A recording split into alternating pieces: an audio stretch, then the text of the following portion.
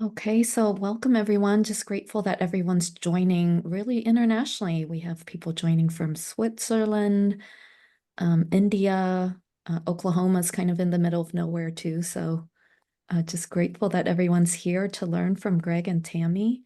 I'm really grateful to have both of them here to share this really valuable approach. I'm working with Greg Purvis on his level 4 Team CBT certification, and just hearing him talk about craft and hearing his passion for it, I just thought, I just have to know more. And then as I read the handout, I was like, this is really awesome because also being trained in addictions as a licensed alcohol and drug counselor, all that I'm familiar with is loving from a distance kind of stance when a loved one is struggling with having their family member in addiction.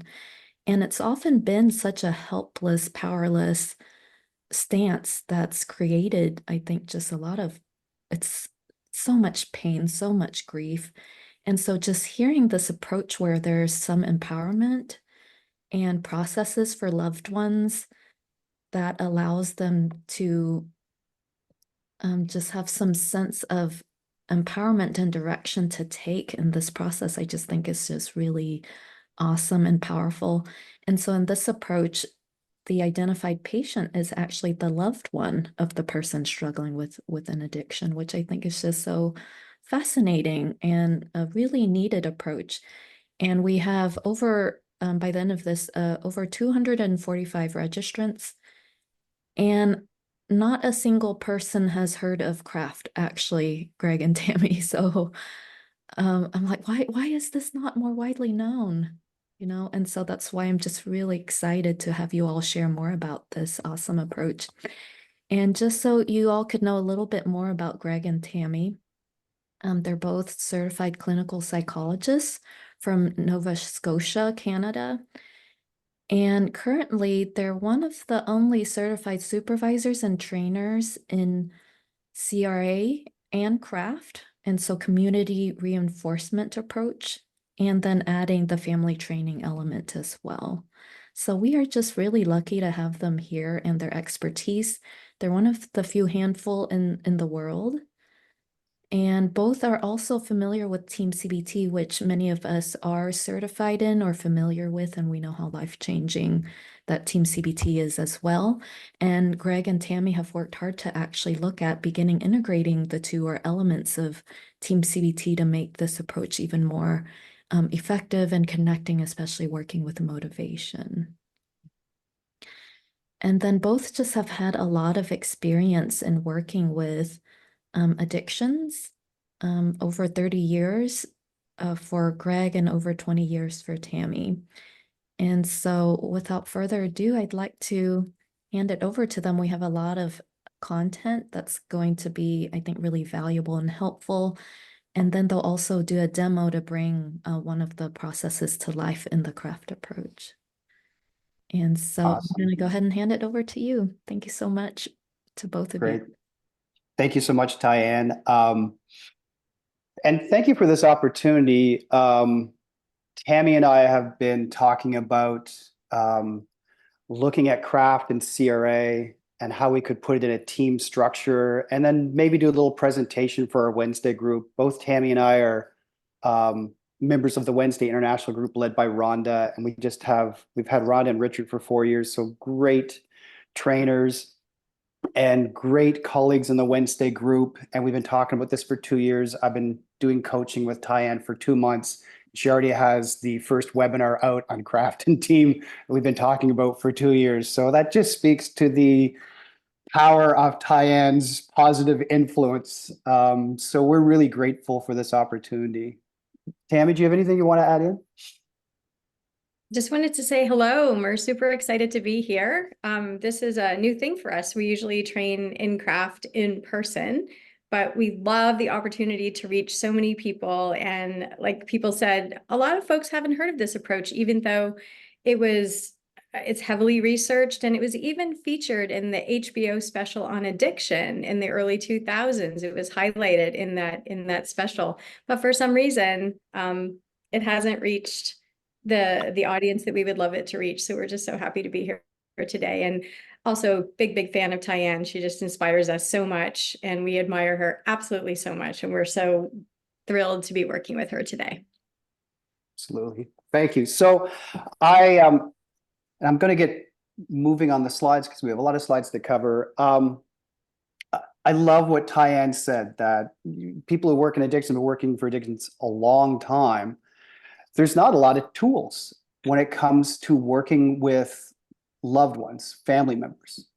And for the longest time, when I started working in addictions in '93, we had Carolyn White's Detaching with Love. We had Al-Anon, and we had Father Martin's talk on the family. And anyone who has a background in addiction might remember Father Martin and the old detox that I first started working in Pictou, Nova Scotia. When I got hired on as a psychologist, my office was directly across from the program room. And every Wednesday afternoon at 1:30 was family talk by Father Martin. They'd put the tape in the VCR, really dating myself now, and the TV would come on, and Father Martin would start the talk with, I'll try to do a Father Martin voice. If people know Father Martin, please forgive me if it's off. But Father Martin would, and I'd hear this every Wednesday, the only thing sicker than the alcoholic is the wife of the alcoholic. And that's how the talk started. I remember thinking, that can't be true. That just sounds like so pejorative, and maybe it was I heard it every Wednesday that it just really started to rub me the wrong way. And then in 2001, we had Bill Miller come do a talk on motivational interviewing at the Pictou Lodge. And the second afternoon he was there, and our addictions team was half people in counselors with a background in recovery, and half professionals with background in social work or psychology. But we're very steeped sort of in the medical model and codependency. And Bill Miller is like, there is no DSM category for codependency. Codependency is not a disorder that we've been treating it as. In fact, what is wrong about trying to help and care for a family member who is in a serious disease that they may die from? What other disease would you not try to do everything you possibly could? And that in a lot of ways, what we've done with codependency is pathologize caring. And that put the crowd in an uproar. And it was 2 years after that, we ended up in PEI, and we first heard a talk on craft. And that's what Bill Miller was talking about instead of pathologizing concerned significant other ones, family members, people who are caring about their loved one, why not teach them the tools that would help influence the behavior? So instead of talking about, enabling, how do we teach influencing? And that kind of kicked it off.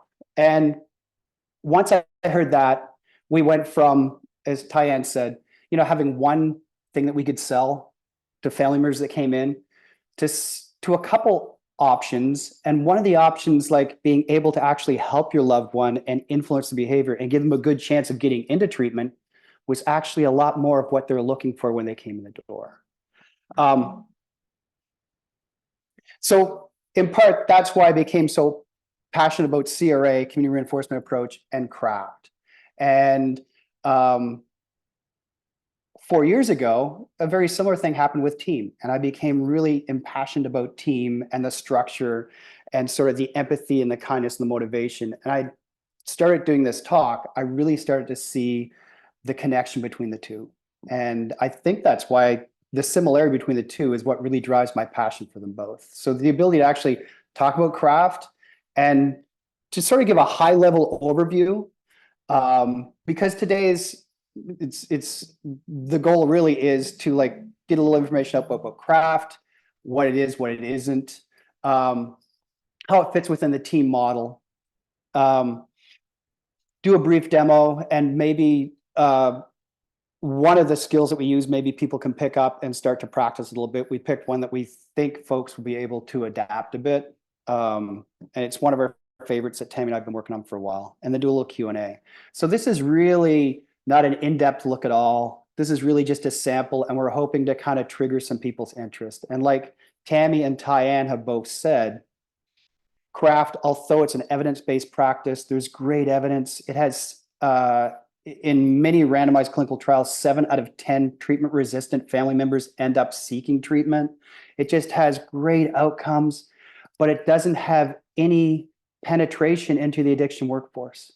And the ability to give some exposure and some information about that to all the people who are joining us online is just such a great opportunity. And I also want to thank everyone for joining us in, so we actually have the opportunity to share this. So we wanted to do a little bit of a survey, and Tyann kind of did a quick one around where people are from. We'd like to do a quick one in the chat box, and Tammy's going to be our person checking in the chat box. Oh, and Tammy's already got her hand up. Yeah. Yeah, hi. I was just going to take a moment. We had a question in the chat box. If we could just clarify the acronyms, and we just want to say that the acronyms are definitely, there's a lot of acronyms in this approach, and we're going to really try to clarify and really not use them in a jargon type of way. But CRAFT stands for Community Reinforcement Approach and Family Training.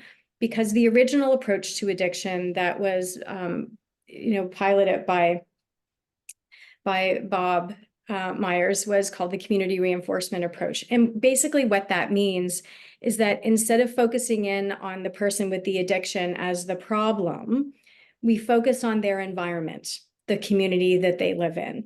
And we want to make that community or that environment more reinforcing to sobriety than we do to drug and alcohol and gambling using behavior. So the CRAFT approach stemmed from community reinforcement approach. So making that environment more positive, training the family members, family training. So that's where the acronym comes from. Yeah, and there'll be a couple other terms that get chucked around. CSO stands for Concerned Significant Other, and that's really the family member, the loved one of the person who has the addiction. And IP is identified patient or the loved one with the addiction. And engagement means when they enter treatment. And these acronyms come because the background of CRA, Community Reinforcement Approach, and CRAFT are from a research base. They come from randomized clinical trial studies. CRA, the first CRA study was George Hunt's dissertation at the University of Southern Illinois. CRAFT was Bob Sasson's dissertation. So they all come from a heavy, heavy research background. And these acronyms kind of kept getting passed on, and now they're kind of part of the mythology of CRA and CRAFT. Great question, bringing up the acronyms early on. I should probably move this slide even one more back because we hit them pretty quick. So thank you very much for that question. Let's pop back to the survey. So if people could just type in what their reasons for attending today is, and we'll just go through a couple, and once they're collected, I'll just have Tammy kind of feed us back. Okay, I'm noticing, oh, my favorite, I trust any training that Tyann says is valuable. Love that. Some folks have family members of their own struggling with addiction, just an interesting craft, looking for great info, just loving to learn, and folks wanting just an intense interest, never heard about before, wanting to hear more about it, other ways of treating addiction, absolutely. Learning creative ways to address addiction, more tools. Oh, Marie, favorite combo, you guys and Tyann. We'll send you the check in the mail, Marie. Learning more how to train family members and to extrapolate this methods to other habits. And absolutely, I've done that. I've used the CRAFT approach to other negative behaviors that we want to influence in people as well. More methods and tools connected to TEAM. So yeah, those are just some of the highlights. Sorry if I missed some. How to guide concerned family members in the treatment of addiction. Really personal stories of, having some tools to help folks, our own families, because we all have people that experience addiction. And not only can we learn these for our clients, but we can also learn these tools to help in our own lives. So wonderful, beautiful examples. Thank you so much. Awesome. Thank you, Tammy. And thank you, folks in the chat box. Those are great reasons and great examples. Okay.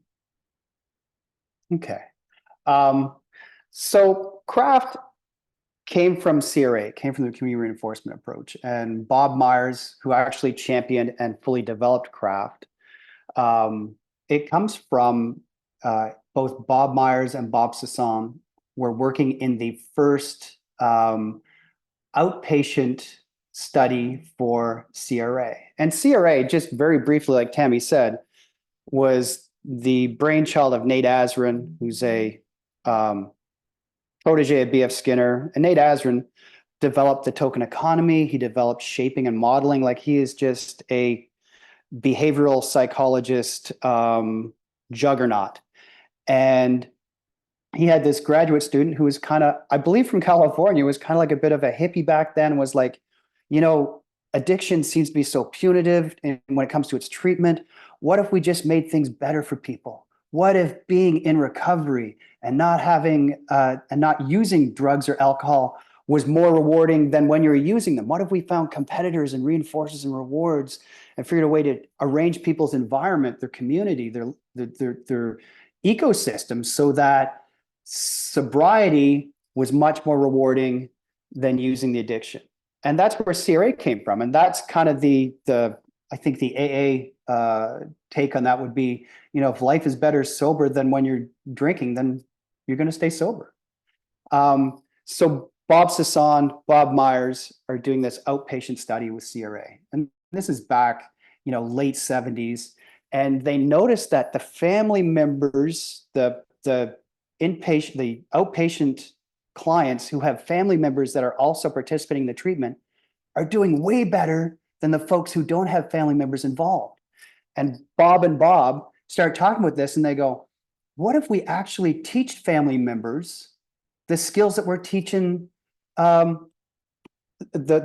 clients that are coming in for these outpatient sessions? And they started coming up with family days, and they started doing what they called CRT, community reinforcement training. And that became Bob Sasson's dissertation. And it's also probably one of the first published papers on CRAFT.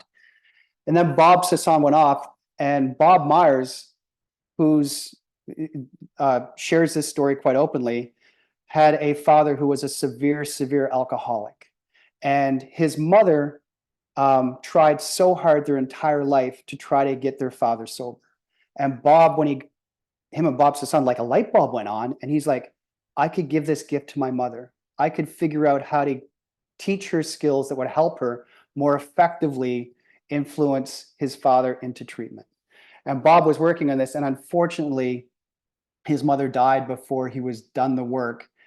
And coincidentally, his dad got sober 2 years after his mother died, but it became his life mission to pass this piece of work on to other folks, and he dedicated the rest of his life to researching in CRA and CRAFT. And that's where CRA and CRAFT comes, or where CRAFT comes from. I always love this part too. CRAFT is not a way to get loved ones to work. It's a way to get them to work smarter. If someone in your family or someone you care about has an addiction and they're suffering from it, you're already working. This is just a way to make the work more effective. So it's a way of sharing the tools we have with the people who probably have the most influence. So what it's not. And I think the story about Bill Miller in Pictou Lodge when he was doing his MI training was, it's a way to not pathologize caring and loving about a family member who has a potentially terminal illness. Because there's a percentage of people that we see in addictions who will die, who will not make it through. It is a serious chronic illness. And why we pathologize caring with that. So it's a way of really spinning that whole codependency paradigm.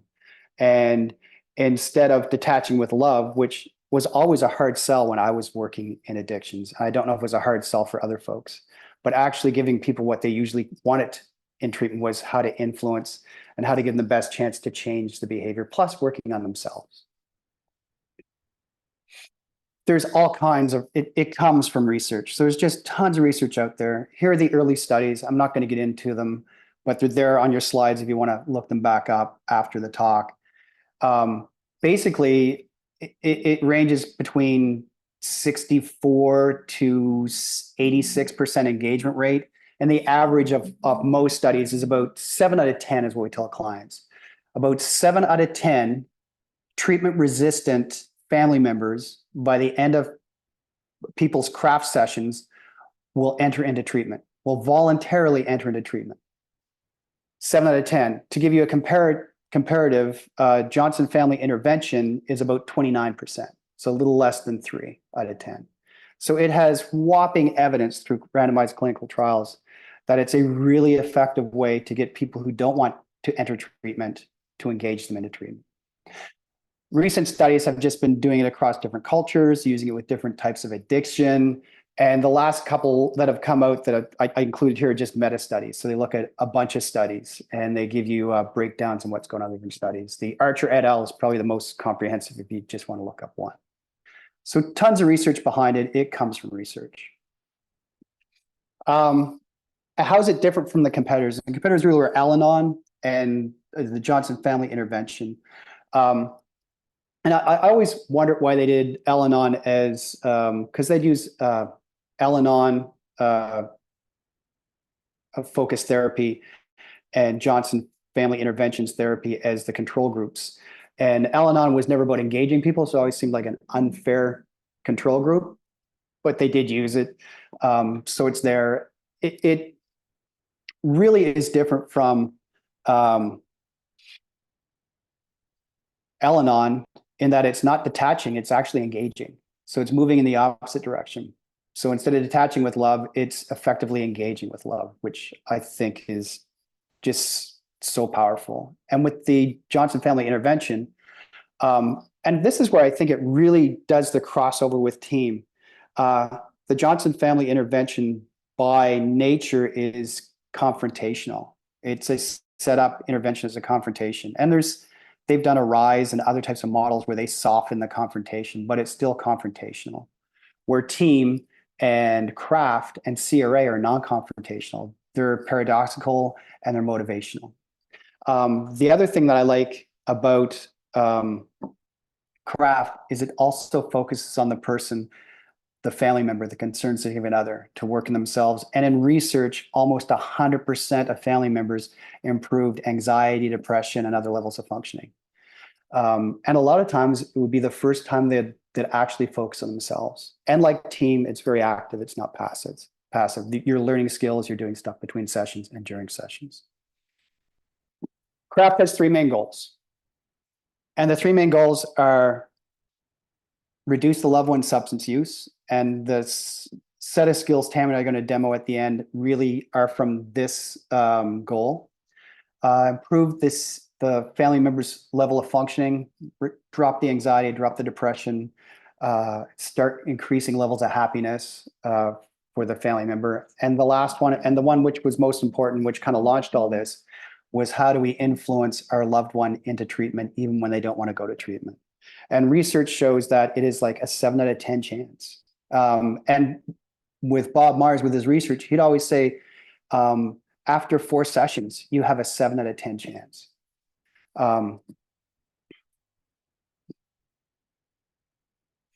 Okay, so here's some of the procedures that we use in CRAFT. So the first session really is a lot like TEAM. It's very motivational focused, and it's getting an idea of what the person's done in the past, but it's also looking at what their motivators are, what's going to engage them in treatment, and being very, very empathetic. And it's not about blaming. It's about, people try a lot of things. We just want to learn some ways to take that energy and make it more effective. And it's about setting positive outcomes. You share that 7 out of 10 people, their loved one goes into treatment through following this model. If you learn these skills and follow this model. And almost all the loved ones, even if they don't enter into treatment, their amount of use goes down. And as a bonus, you're also going to work on yourself and you're going to feel better at the end of this. So there's like this really sort of neat dangle the carrot piece within craft that when I started comparing the two, I was like, oh, and you start to see these similarities. So the first session is very similar. Functional analysis is very core behavioral, and it really looks at the behavioral pattern, so the cycle. So it looks at antecedents. So it looks at the triggers, external, internal before, looks at the behavior itself, it looks at the positives, it looks at the negatives, consequences. And what's really powerful for family members is probably for the first time when they do a functional analysis, they get to consider what the positive impacts of their loved one's addiction is. And the functional analysis, it's so easy to see the negative consequences, but it's kind of transformational when they start to see the positive effects for their loved one. And that's really the competitor that we need to come up with rewards when we're doing the changing and influencing the behavior piece. Communication training happens very early on, and it's very core because communication is what we use to convey all the messages and to do a lot of the skills and techniques. So like the 5 secrets in TEAM, communication is like a core underlying skill component. We do it very early on. And then we do the next set, which is really the influencing people's using behavior, which is rewards, timeout, and allowing natural consequences. And probably the one which has had the biggest payoff early on for clients is reversing out of things that don't work. Putting time into things that you're putting all kinds of energy in that don't work is exhausting and disheartening. And it's amazing how many clients will come back just with that part with, you know, this has been a game changer for me, just that one skill. And then we start to focus on the client in the room, the concerns of the family member, and we start to look at self-care and things that they can do to improve their mood and start to build a reward system for themselves. And then towards the end, we start building the skills for how to engage your treatment-resistant loved one into treatment. And to the core skills, there will be windows of opportunity, motivational hooks, and of course, communication, positive communication skills are going to be the core to doing that stuff too. And these are just sort of the core pieces. So there's like structural pieces of craft, and then there's like menu-driven stuff. So there's other things that we'll put in that are dependent upon where the client is. So maybe we're having a hard time with natural consequences and seeing what might be safe to allow and what not. We might start to do some problem solving. We'll teach problem solving as a skill, for example.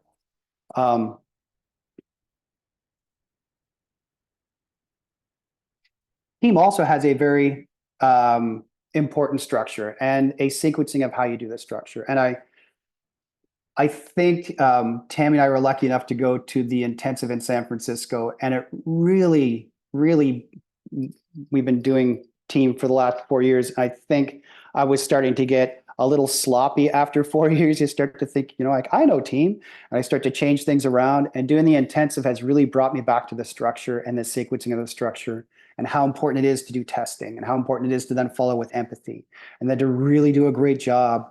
And instead of rushing through it, really taking my time on the T and the E and the A, and then going to methods.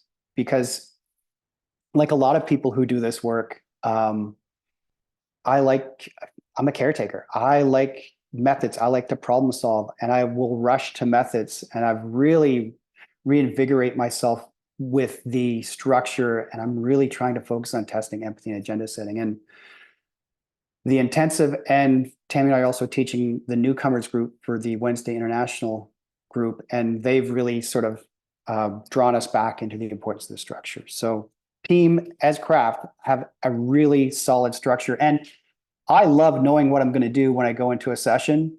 I love structured protocols and structured treatment modalities, and craft and TEAM are fantastic at setting that structure up. Okay. So this is the structure of craft, and I've pretty much gone over it. This is the stuff, and pretty much the first two, the motivational, the induction piece, which you do the first session or two, the functional analysis, communication skills, that's almost always your first 3 sessions. And things might slip around a little bit after that, but it's primarily, this is the order in which I would start to do craft. Now, what are the similarities? absolutely team and craft are not confrontational. They're both motivationally focused. And what I love is craft actually uses the word people are paradoxical. And how often in team do we hear about the paradox of the clients that we're seeing? Um, has anyone ever used confrontation successfully in a session? Has anyone ever had any therapeutic payoff for confrontation? Um,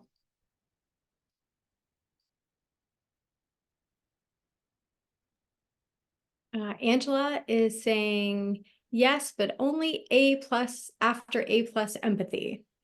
oh, nice. Yeah, I guess if there's a great motivational background, you can get away with a little bit of confrontation. Mhm. Yeah, great point, Angela. What I like about the similarities between the two is team was really developed through Dr. Burns doing testing before and after and really honing in on what worked and what didn't work, and then doing a lot of clinical analysis around that. And CRA and craft actually came up through graduate schools studies and then randomized clinical trials post that. So it really does come out of um, clinical evidence. Both provide a structure. If you love a structure, if you like keeping a drum beat while you're doing therapy and know what's going on in the next session, both of these are fantastic for that. Hey, Greg, Yeah, just to add to that, a little analogy that I really took away when we were talking about that structure is an example that was given in the intensive, where if you were invited to a party and you were just told, show up on Saturday, we're not telling you what type of party it is, what you should bring, what you should wear, how is that going to feel? And that's how some of our clients feel when they show up to sessions that are really non-structured. They think, I don't know what I'm going to talk about. I don't know what's going to happen. But if we extended an invitation and said, it's a birthday party, everyone's bringing a small joke type gift, and everyone's asked to bring an appetizer and the dress is casual, we're going to feel a lot better about going to that party, and we're going to feel a lot less anxious. And our clients often have reported back, at least to me, that they feel a lot less anxious when they know what's going to happen at their session when they show up, what the next step in that process is. It's very, very regulating. It gives a great sense of safety and containment to the clients coming in.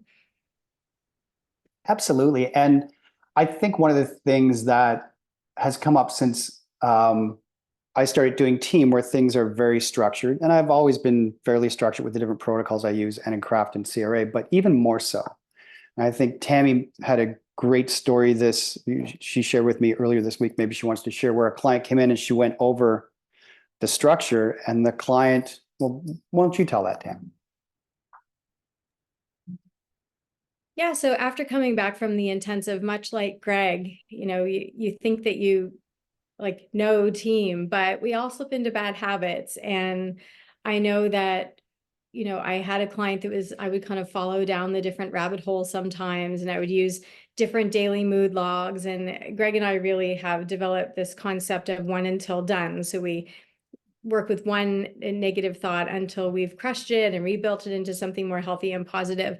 And when I explained that to a client that had been coming in and had been presenting like the issue of the week, he kind of sat back and said, oh, that makes me feel so much better. I've been racking my brain trying to figure out like what's most important to focus on today. And he just communicated that sense of safety and like, oh, I can take a breath, just not having to like feel responsible for coming up with something to talk about. I always know what the next step is going to be. Yeah, Because I'm absolutely. one of those people that was kind of all over the place. I jump in wherever I thought it was the most useful. And the structure of team has really helped alleviate a lot of my pressure as a therapist too. I know exactly what we're doing and where we're going. And craft is the same. It is. And you're right. Once we have the invitation, if it's anxiety or depression or whatever, if it's a relationship or if it's habits or addiction, we really pick one. And until that one issue is completely solved, we don't move on to the next one. And that has been really appreciated by a lot of the clients as opposed to moving around. Because I think in the past, and a lot of times you jump from issue to issue, and it'd be like you'd start painting in one room and you do the trim work, and then another room would need painting, and I'd just do the cut-ins around the corners, and then a room downstairs might need painting, and I do one wall, and eventually you had a house that was all half painted, but nothing was done. So I think that's kind of why we focus on the one till done now. Other thing that I really love about Team and Craft is it's open to whatever works. And Team, I think when we started, there was 21 methods, and now there's like over 100. I mean, it just keeps adding things in that work. And Craft really, CRT was very different than Craft as it is today, because they kept adding stuff in that work that made it stronger and stronger. You get up that 7 out of 10. And what they're doing now with Craft is they're looking at what are the active ingredients? How much do we have to do to get this one thing? So there's a couple hybrids of Craft, such as Jeff Foote's Invitation to Change, that adds in some different stuff. So it's still evolving. I love that Team is a cognitive behavioral intervention with some behavioral basis to it, and Craft is a behavioral with some cognitive behavioral basis to it. So it's a nice match in that way as well. So let's look at how Craft fits within the Team model. So within testing, BMS is amazing because one of the goals is to improve the CSO, your client's level of functioning. So like mood, and we're going to test that before and after every session, and the BMS is perfect for that. The one thing we add in when I'm doing Craft is I'll add in an estimated frequency and quantity of how much their loved one is drinking or using, whatever the addiction is. And most family members are going to go, well, I don't really know. And they'll go, just give us an estimate. And their estimates are usually very accurate. Family members are very good at observing and noticing their loved one's behavior, especially when it's one they're trying very hard to change. And the ETS is great because it really gives us an idea as to what's working and what's not working, so we can shift how we're doing stuff on the moment and have those conversations before the therapeutic relationship is stuff that we can't salvage. So I think the ETS, which in Craft is probably a way to do far more client retention, because one of the issues you do have when you're doing protocols is keeping your clients involved in the protocol till it's done. And the ETS is a great way to ensure that. Greg, it'd be good to just take a moment for those folks that are not TEAM-CBT trained to review what ETS and BMS stands for. Oh, thank you. I love a good acronym. BMS is Brief Mood Survey, and it's Burns's tracking device for mood and progress. He does it pre and post every session, as team therapists do. And it looks at depression, suicidality, anxiety, anger, happiness, and relationship satisfaction. And ETS pretty much measures perceived empathy from therapist and understanding, care from therapist, and helpfulness of session. And it's a great guide. And the neat thing with the ETS, if you get like an 18 out of 20, that's not a great score. That's someone being nice saying, I don't think you really connected with me. So the goal with the ETS is to get perfect scores. Yeah. This evaluation of therapy session is ETS. I should add those to the glossary of terms for Craft. So actually we got glossary of terms. There's another similarity between the two, another similarity. They love acronyms. So empathy, and Team has such amazing 5 secret skills. The disarm, where you get the truth and you're able to like present that truth to the person about what they're saying. You're able to connect into, their thoughts and maybe capture back the feelings, do a couple inquiry questions to tell a little bit of how you're feeling about how they're feeling, to do some positive regard. Amazing. Now think of a family member who goes in to a therapist office or to another friend or family and says, my partner, they're drinking all the time. In fact, they lost their job. And every time I go home now, they're just either drinking or they're out drinking. In fact, I wasn't able to pay the mortgage last month because part of the money that went to the mortgage, they drank. What do you think the response is going to be typical for that person? You can go ahead and put it in the chat. How do you think they're going to be feeling? And what might some of their actions be toward their loved one? And what might the person who's listening to them give them back? Like, what do you think the responses are that they're going to get as opposed to empathy? Or maybe they do get empathy. So we have resentment, angry, how could you? Then maybe an I'm sorry, angry, sad, disappointed, lonely, usually advice. You need to leave them, angry, Yeah. frustrated. Yeah, And the it listeners usually is, advice.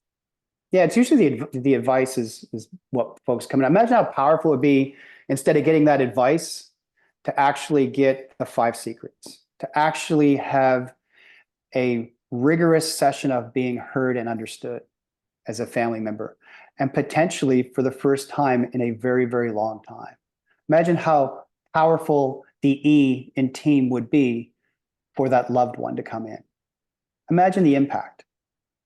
I started when Tyann kind of asked if we went to the webinar and kind of, put the fire under us. I was like, I need to find, similarities between craft and team.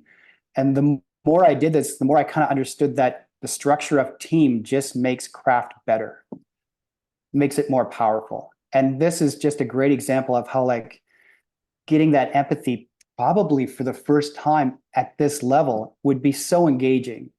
And if I was still in university, I would so do my next piece of research around marrying these 2 models together.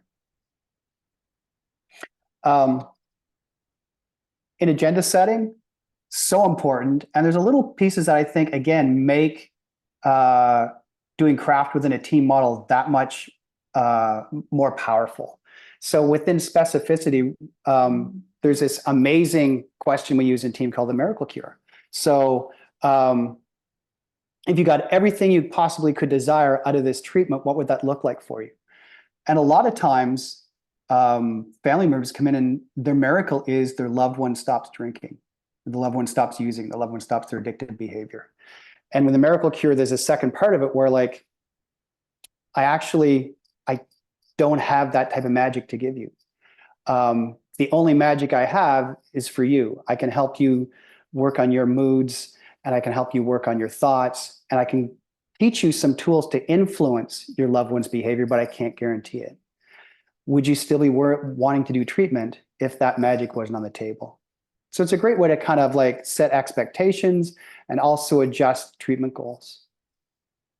And the same thing with motivation. The acid test is such a great one. We're going to talk about this later on, but the acid test is really this. There's a good chance, there's a 7 out of 10 chance your loved one might get into treatment. And once they're in treatment, the efficacy of treatment really is whatever treatment they're receiving. So there's a good chance they get in treatment, but there's also the chance that they may not enter treatment because it's not guaranteed it's someone else's behavior. So you could put all this work into it and the situation may not change. Would you still want to do the treatment? So there's some really great add-ons that team has that I think really strengthen the structure of craft. So I wrote down a couple when we're doing motivation for outcome resistance for doing craft. These are some of the ones that came up when I was working with folks in the past that might get in the way of them pursuing treatment. So we're doing the positive reframe. What are some reasons that what are some of the reasons that people might have that would get in the way of them wanting to do the work? So what are some of the things they might give up or they might lose should they enter into doing the craft protocol? So what's the cost for them? What's the potential loss of secondary gain? What's on the table that might slip through their hands? These are the ones I put down, but I'm very interested in the chat if people have some ideas about what might fall in the category of outcome resistance, what people might be losing should they decide to pursue this treatment. So I'll give a little bit of time for some stuff to go into the chat. Just as a reminder, outcome resistance is one of the two types of resistance that we address in the TEAM-CBT model. And outcome resistance is they may not want the outcome at the end of the treatment, and as opposed to process resistance, which is they would love to have the outcome, but they're not necessarily committed to the process of getting there.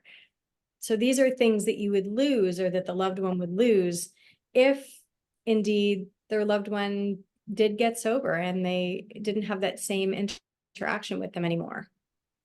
I love to look at outcome resistance in TEAM as the cost, what you're going to end up losing or giving up potentially, and process resistance as the price, what I'm going to ask of you to do in order to get there.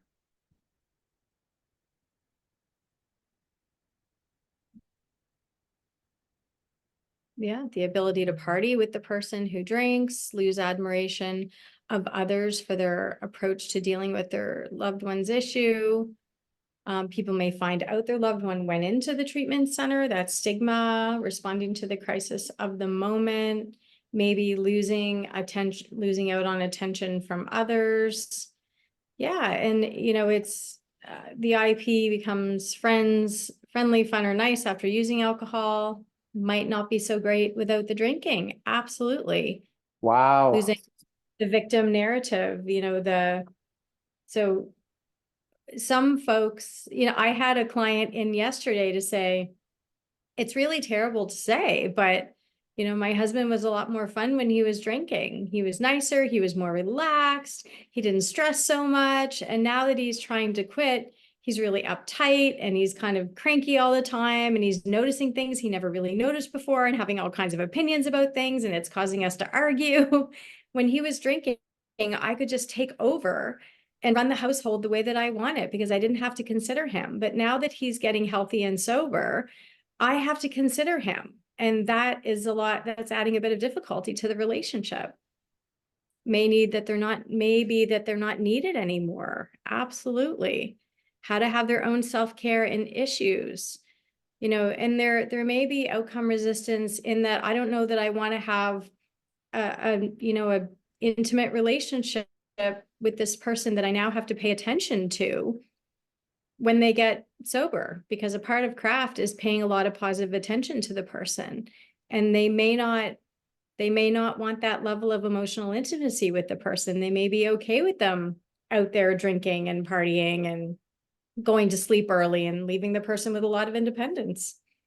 A loss of identity, a loss of a role, especially if a person has been involved in a community support group, say like Al-Anon or Smart Recovery, and their loved one gets sober, maybe they lose that community support or that sense of identity as well. Yeah, those are all really great answers. Those are amazing answers. Wow, what a great job. Let's pop over to the price. Mm-hmm. This is the one that comes up most often. Why am I doing all the work when I don't have the problem? And when you put on top of that, and there's no guarantee you do all this work and the person may not change.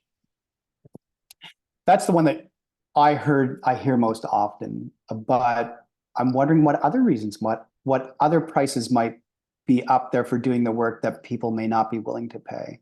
So let's put this one to the chat as well. And just as a reminder, the price that people have to pay is giving up negative blaming behavior and leaning in and giving a lot of energy to positive reinforcing when they notice positive. And also, so it's a lot of giving up the negative, a lot of energy, and slipping into a neutral place when they see negative. So they, have to take those feelings and put them somewhere else. Controlling a lot of their emotions. Wow. Having to Yeah. behavior. Now I have to change the habits for my significant. Yes, absolutely. If the client is a responsible drinker themselves and maybe they can't drink around their significant other because now they're getting sober, so now I can't have a few drinks. The burden to change. And in addition, the CSO in front of you, the person in front of you, has to learn a lot of new skills. They have to come to therapy and learn communication skills, reinforcement skills, self-care skills, invitation into treatment skills. So there's a big learning curve. Yeah, Excellent. maybe divorce or breakup, not knowing how to navigate the new boundaries for sure. Starting difficulties with trusting.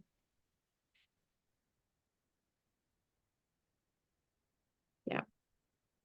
So yeah, Awesome. absolutely. Trust in the process. It would be a form of resistance. Like you're telling me I have to try to give up, yelling and giving an ultimate. You have to tell me that I have to stop pouring the alcohol out.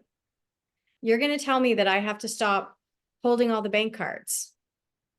Like, can you imagine what a process that would be for somebody to take that risk? It would be like stepping over a cliff and just hoping that there's a net there to catch them and that craft is the net.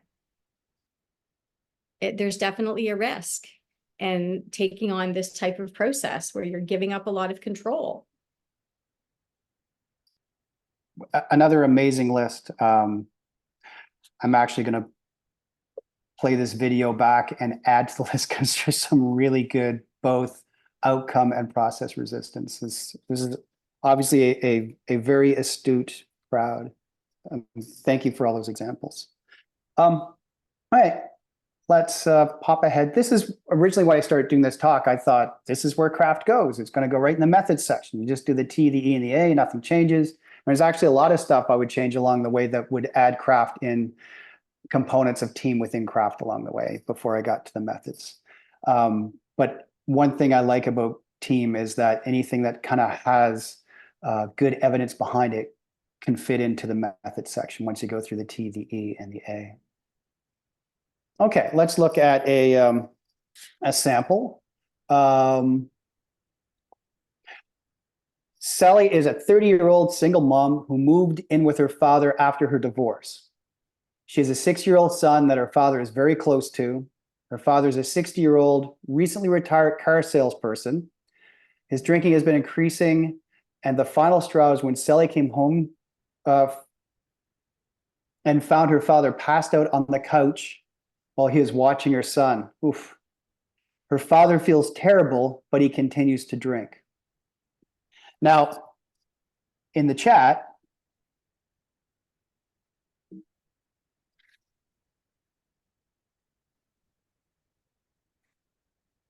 what are some typical ways that people might advise Sally to intervene? Could we pop the vignette back up, Greg, so folks can look at it while they're listing the ways? Great suggestion.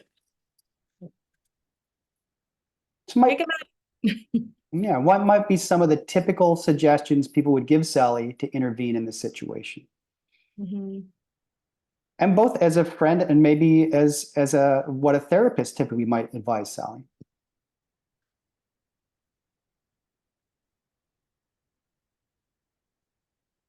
Mm-hmm. Oh, wow. All of these. Kick them out, force rehab, set ultimatums, schedule a confrontation type intervention. Don't allow him to watch the son anymore. Don't leave the son alone with the dad.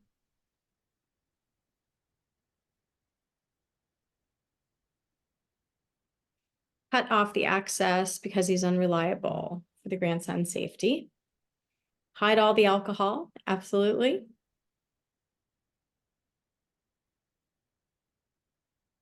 Oh, gossip and complain to other family members. Tell him to go to AA.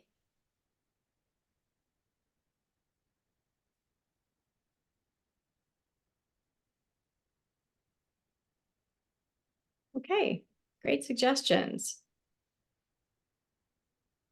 Oh.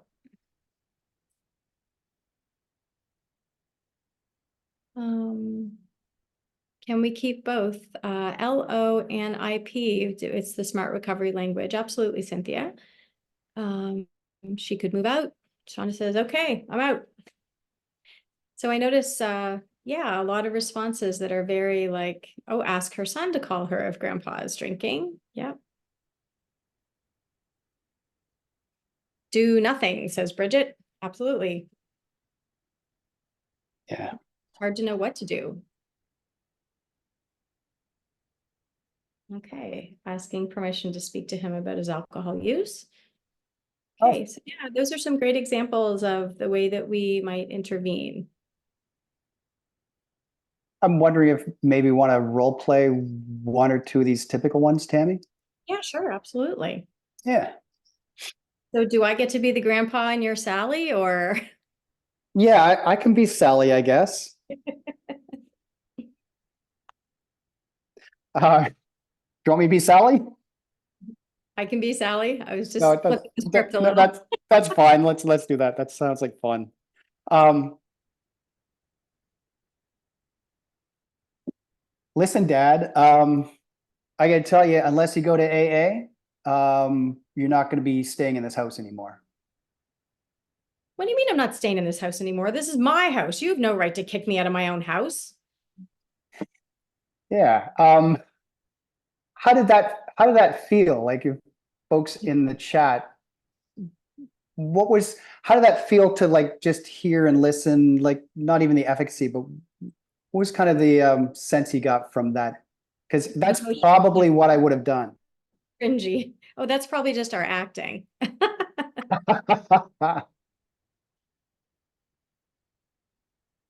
Disconnecting. You Yeah, need to follow my rules. Anger. Typical.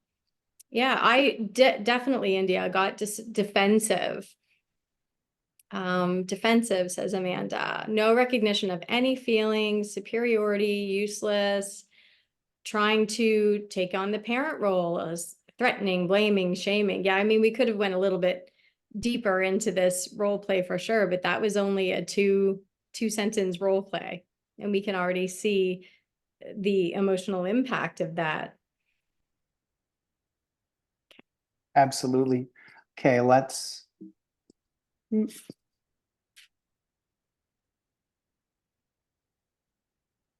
Excellent.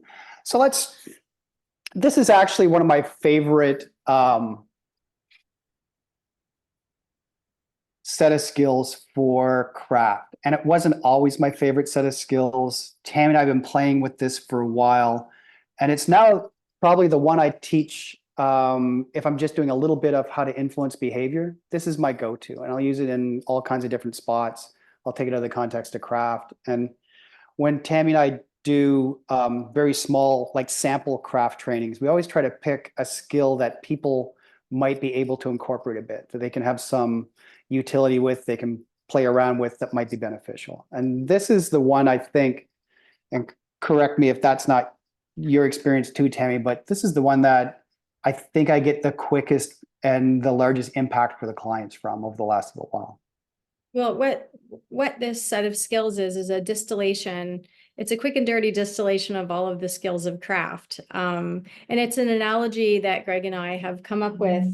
It's not in the formal craft training, but it's an analogy that Greg and I have come up with to really kind of be able to, have a client have a sort of a framework. It's a framework in their mind. And often the analogy that we will use is, craft is like a car with 3 gears. Yeah, that first gear is about what you want to go forward towards. It's about rewarding the changes you want to see more of. You get information from the functional analysis around that, and you're going to use your positive communication skills.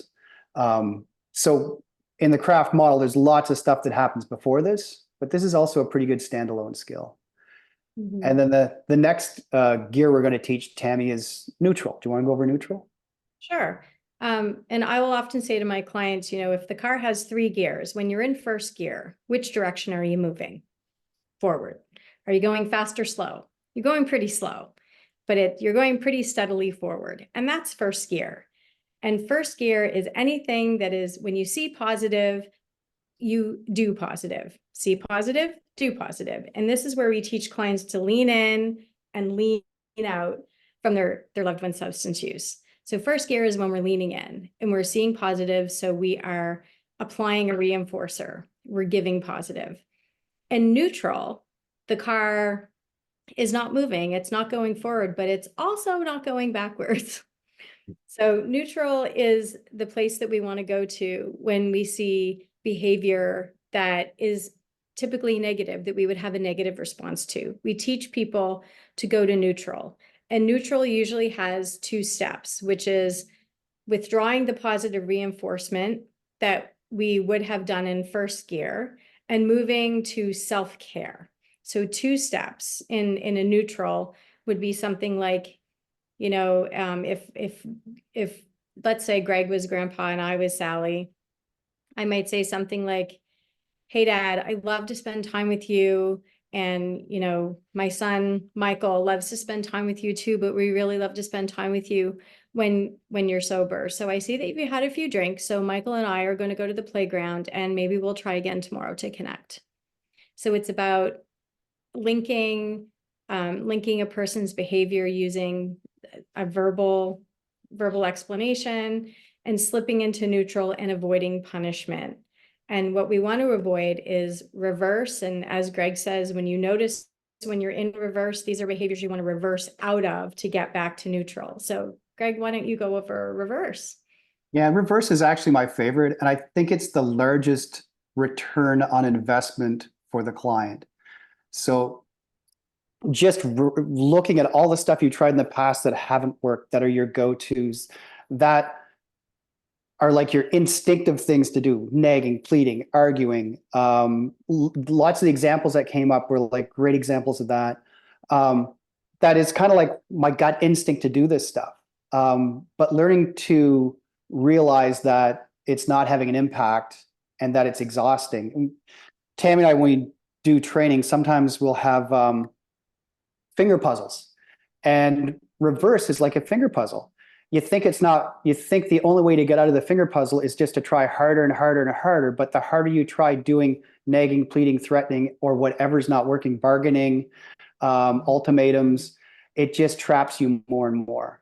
And it's really about reversing, going in the opposite direction of what your instincts are telling you to do, and just catching yourself doing that and backing out of it, just reversing out of it, just catching yourself not doing stuff that doesn't work. And then again, investing in self-care allows you not to be exhausted and frustrated by trying things that just aren't going to give the results you want. So Greg, I noticed there's a few questions in the chat. I wonder if we could take some time to just Yes, address. of course. Someone has asked some examples of first gear behavior. And what is really cool about the gears is that we make lists. And so we work with our client in first gear behavior. And Greg, you had it so beautifully put on your whiteboard the other day where each gear had its own list of things. And so first gear behavior, can you share the criteria for first gear behavior, Greg? Yeah, maybe this, and we're going to do that during the demo. Oh, we're going to do that during the demo. Okay, Yeah, forgive me. that's our demo. So We'll share some examples of that yeah, during the demo for sure. during the demo. Exactly. So things like inviting over to dinner when sober. So it's basically any positive attention that's, you know, easy to deliver. Pratika says withdrawal of positive reinforcement is active, as in not passively withdrawing, but mentioning it to the IP that we are stepping back. Yes, that's actually really important to verbally link the stepping back behavior to the IP's,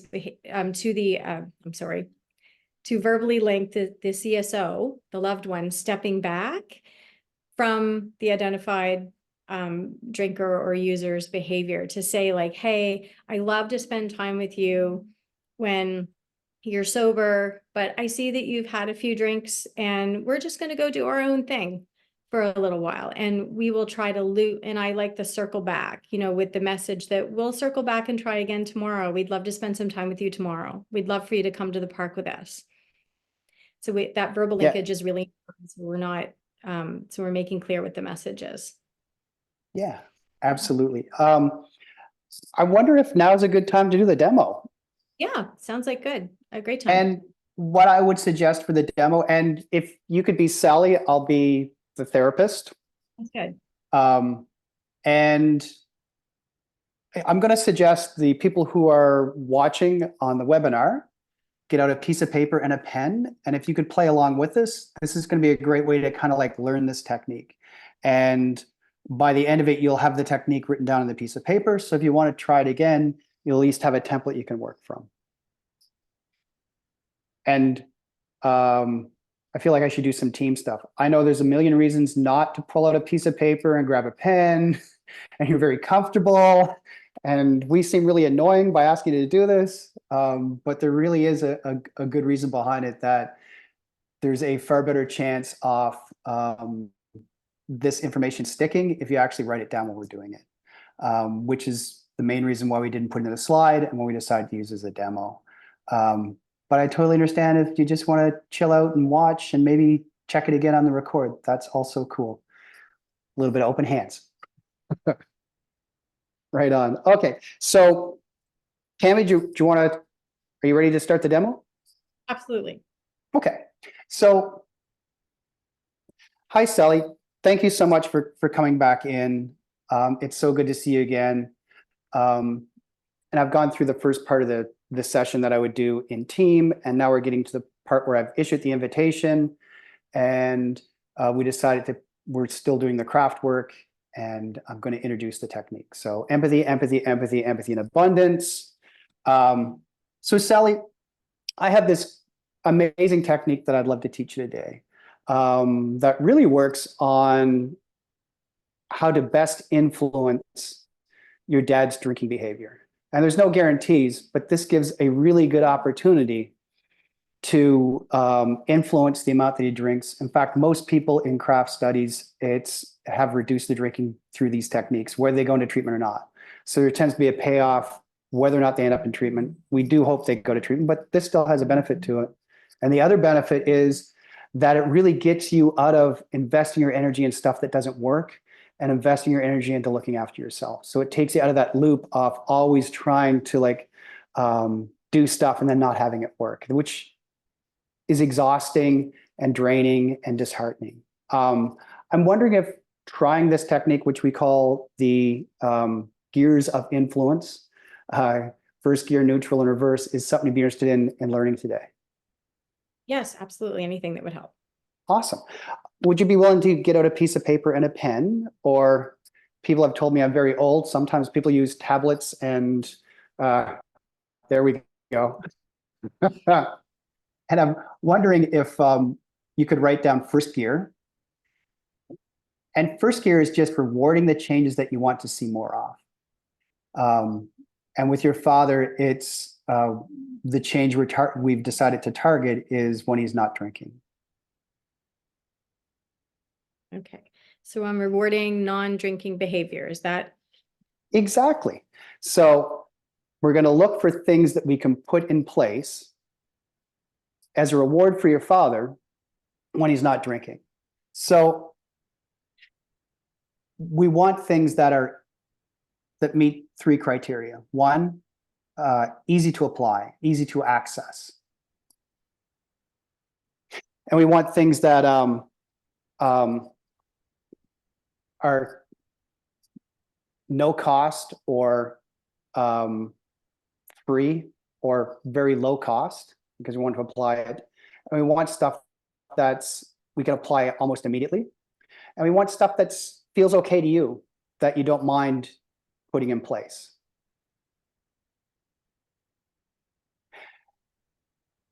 Okay. Oh, and I'm going to add one more spicy meatball. If you can find something that competes with the time and function of the drinking. So remember we did the functional analysis, and your father drinks particularly, his witching hour is like 3 o'clock to 4 o'clock in the afternoon. He starts drinking because he's bored. So if we're looking at, if we can find stuff that helps with the boredom and we can apply it that time of day, that's an extra bonus. So let's make a little list on the side. What are some potential rewards you could put that you could apply for your dad? So what are some things you can think of? Okay. So let me just go over these rules with you again, just to make sure. They have to be easy for me to access, be no or low cost. I can apply immediately, and they have to be like comfortable for me to apply. I have to be okay with giving that reward. Yeah.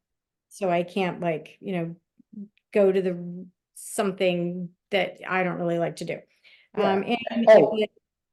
And this was implied, but I should state it. It has to be seen as pleasurable and rewarding for your father. So it's going to be something he's really going to like. Yeah. Oh, okay. So I just can't like take him for a walk because that's what I want to do. I like walking, but he doesn't. Is that what you mean? Absolutely, that's a great point.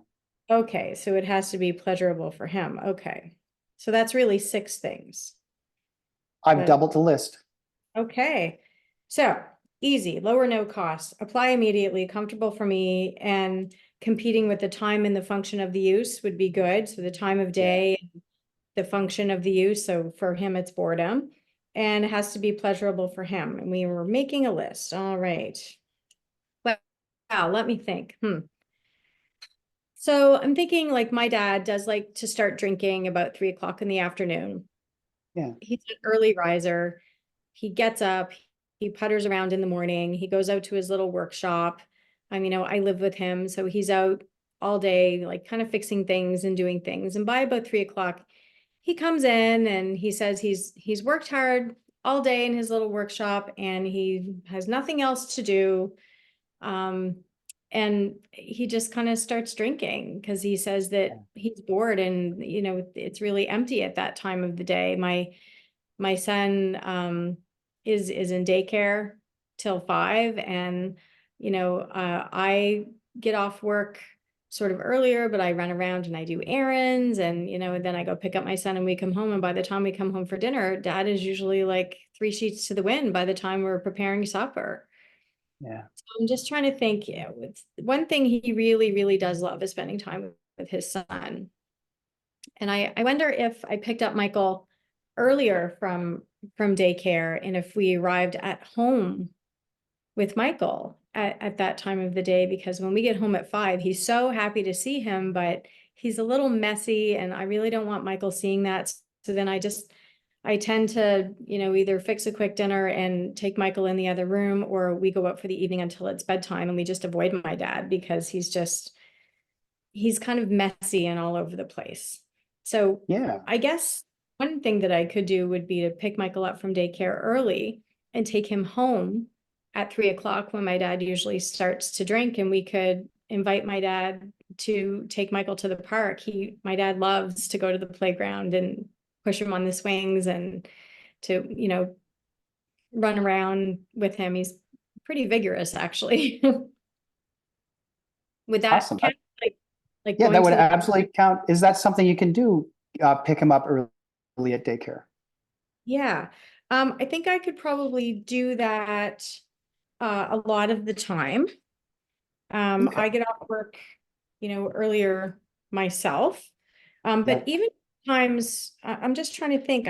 One thing would be Michael, but there might be times that I have to work past 3 o'clock. I wonder Absolutely. if another thing might be for me to call my dad at that time from, Oh, from work, yeah. because he does like to talk to me, and maybe I could call him. Ooh, and maybe he could pick up Michael from work if I have, or from daycare if I have to work. So maybe I could ask him to pick up Michael, because he doesn't drink in the car with Michael. He's never done that. I wouldn't have to worry about that.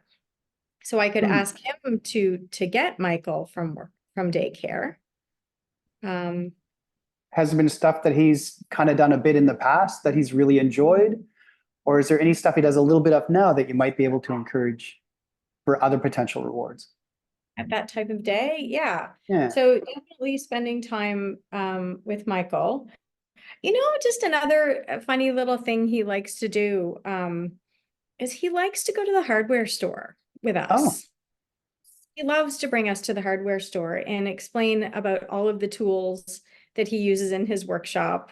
And he loves to like plan projects and pick out materials. So I wonder yeah. if my dad would be interested in like maybe even like building a birdhouse or something with Michael, like a small Oh, construction project. And maybe we could make a plan to go to the hardware store and like pick out the materials at that point in time. well, yeah, that sounds great. Let's write that one down as well. Okay. So maybe hardware store. Okay. Now, one of the things we want to do with the reward is to link it to the behavior we're targeting, which is sober, not drinking. And we've done Right. some communication skills before. What would be a brief communication, a brief way to link the two to with your father? Well, I could just be really brief and just say like, Dad, we love to spend time with you, before you start drinking. It's our favorite time to spend with you. And I wonder if you would be open to, before you had a couple of beers, maybe like going with us to the hardware store or planning a project together. I love that. And I always call these pocket statements. So on your list, on the to the side, to keep it down pocket statement and just write down exactly what you said. Pocket statement. Okay. So I would write down something like, should I say something like, I hate it when you drink? Oh, yeah, that's a great point. Yeah, we want to make it as positive as possible. So it's more around what we want to see. So, Oh, what I want to see? Well, I'd yeah, like to see him yeah, sober. yeah. So I wonder, and an example that would be, Dad, we love spending time with you when you're not drinking. I'm wondering if, and then whatever the behavior is, Okay, so we the love reward. spending Yeah. time with you when you're not drinking. Okay. Whew. That's going to be hard to say because I've avoided talking about his drinking for so long. It's really even hard for me to bring it up in that really direct way because in our family we just didn't talk about it and we just sort of like removed ourselves. So this is going to be a little bit more difficult for me to say it out loud like that. Yeah, that is a great point, and it is so difficult. And you're 100% correct. In fact, before we actually go through with this, we will do a couple of role plays and practice it and get as comfortable as possible in the office because you're correct. It's so difficult to do it. So I'm also really going to suggest and hope you're okay with that we do a bunch of role plays around this because it is such a difficult conversation. Yeah, definitely I'm definitely gonna have to role play that, like how to massage that statement into something that won't make him feel defensive or upset. Like, I love spending time with you when you're sober. Might be a statement that I'll have to practice. Yeah, absolutely. And yeah, that's the hard part of the conversation. The I'm wondering if, at 3 o'clock tomorrow, we could go to the hardware store and pick out some supplies. So I love Okay. spending time with you when you're not drinking, and I'm wondering if tomorrow might be a good time to go to the hardware store to. So just those two pieces, and the first part definitely is the hardest part. And just for now, write down when. We don't have to decide, but eventually we're going to pick when we want to tell your father about that possible reward and try it out. So we're going to eventually pick a time and a day to do that. So just write when, and you can leave it blank. I'm thinking just super quick, like my dad really loves it when we cook supper together. He feels Yes. really lonely when I cook it on my own and then I just take it and go. And he'll often say, like, let me help, let me help. Why can't I? So would that be the same thing? Like, could I talk to him and say, like, tomorrow, I really like spending time with you when you're sober. I wonder if we could cook supper together. Yes, that is a perfect example of that. Yeah. Okay. Try that Excellent. too. So I've got going to the playground, having him go get Michael because he really likes it when I ask him to go pick him up from daycare. He feels really trusted. And Yep. also maybe spending some time at the hardware store with him and also offering to cook supper with him instead of just cooking it for Michael and I and then taking off for the evening. Okay, those are some things that I can try. And we're going to do the next part of this, which is slipping into neutral. So I just get to write down neutral on your page. And Okay, neutral. this, so let's say you decide you're going to cook supper with your dad tomorrow. You set it up, you tell him ahead of time. He's excited, you're excited. You go home and he's drinking. So if he's drinking, we don't want to apply the reward. We want to slip into neutral and just withdraw the reward and like no fighting, no fussing, and just have another very brief statement. And it could be something as easy as, I was really looking forward to having supper with you, but now it doesn't look like a good time. Okay, now it doesn't look like a good time. I like that. Okay. And that's a sample. You can definitely, use your own phrasing off it, or you can use that if you want, whatever seems best for you. So I was looking forward to, so is it kind of like, yeah, I was really looking forward to X, but now it doesn't seem like a good time? Yeah. Okay. a good time. And then what am I supposed to do? And then you just remove yourself and Michael, if Michael's there from the situation, and then do some self-care. And that's our next list we're going to make. So if you go to the side of neutral, I want you to write down all the things you can do for yourself right now that are easy to apply, easy to access, don't cost a whole lot, that you really enjoy, that help nurture you. So what are some of the things you could put in that list? Well, I could go to my friend, Dawn's house. She has a son that's Michael's age, and we really enjoy getting together, and I could go visit her. Yeah, that's great. Let's put that down the list. Okay. Michael and I enjoy sort of going out to a local little diner that we have. They have like a dinosaur shaped chicken nuggets and fries he really likes. That sounds excellent. Yeah. Like go to the diner. Okay. So I don't have to cook supper at all. That would be nice. Yeah. Um, Awesome. And for the purpose of the demo, I'm not going to get into allowing natural consequences. Obviously, if your father's looking after your son and he's inebriated, a really realistic natural consequences, he doesn't get the care of your son while he's drinking, and that's removed. But there's a whole bunch of nuances that go into natural consequences where you set lines around what people are comfortable with. And those lines are very fluid. They change throughout treatment. It's a little bit more complex than this. So I'm just going to having time out from Michael, not having access to Michael while he's drinking is probably enough for this demo. So I'm just going to skip over that. and I'll feel lonely. And I feel bad for him when I feel him be lonely, but I just have to let him feel that upset that we're not there, I guess. I have to be okay with it. Yeah. Thank you, Tammy. That's a great example of sort of a bit of the process around allowing natural consequence. And it is very fluid and it does change throughout. There's lines that people won't cross, yet just a quick timeout that people won't cross, and those lines change and those lines go back, and that's all fine. Okay, let's go back and we'll do the last one, reverse. Okay, and we'll speak more about natural consequences in a moment. In the Q&A? Yeah. So, Sally, I'm wondering if we could do the last gear, which is reverse. And I'd just like you to make another list. I want you to write down all the things you've tried in the past to get your father to stop drinking. Okay, so reverse.